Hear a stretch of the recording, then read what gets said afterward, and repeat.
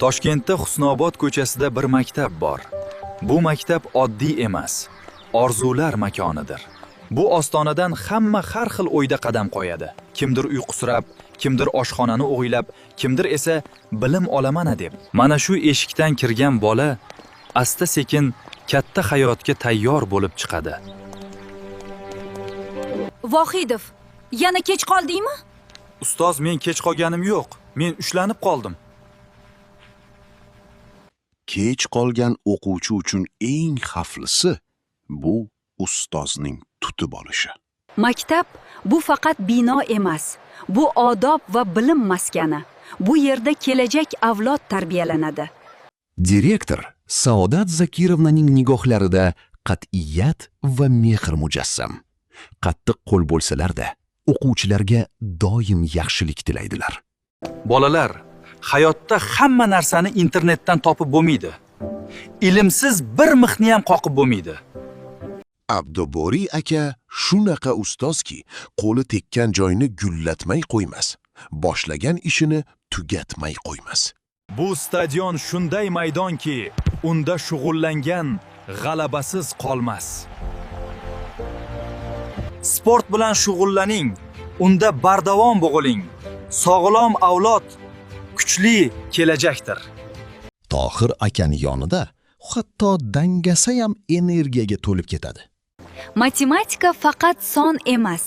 Bu sabr, tartib va fikrlashni o'rgatadigan fan. Fatima opa matematikani shunday tushuntiradilarki, hatto kalkulyator ham hayron qoladi. Oshxona bu maktabning eng gavjun joyi. Bu yerdan mazzali taomlar isi keladi va bu yerda bolalar o'zlarini o'z uyidagidek his qiladilar. Ingliz tilida xato qilishdan qo'rqmang. Xato qilish bu rivojlanishning boshlanishidir. Toir aka bilan darsda zerikmaysiz. Dunyoni anglashga jo'shib ketasiz. Don't be afraid to make mistakes in English. Making mistakes is the beginning of development. You won't get bored in class with Maria Simon. You'll be immersed in understanding the world. Koridor bu maktabning o'ziga xos ijtimoiy tarmog'idir. Hamma yangilik birinchi shu yerda tarqaladi. Har bir katta inson bir paytlar kichkina o'quvchi bo'lgan. Bilimi va odobi bilan yutuqlarga erishgan. Naima opa, birinchi sinf bolalarga o'qish, yozish va odobni o'rgatadilar. Bu o'sha taniqli chorraha. Bu joyda har kuni tirbandlik bo'ladi. Ayniqsa tanaffus paytida. Используйте технологии не только для наблюдения, но и для творчества. Шахадат Иркиновна готовит детей к будущему, обучая их программам и технологиям. Ikkinchi qavat koridori maktabning sinflar sari yo'llaydigan katta chorrahasi. Bu hovli ko'p sirlarni biladi.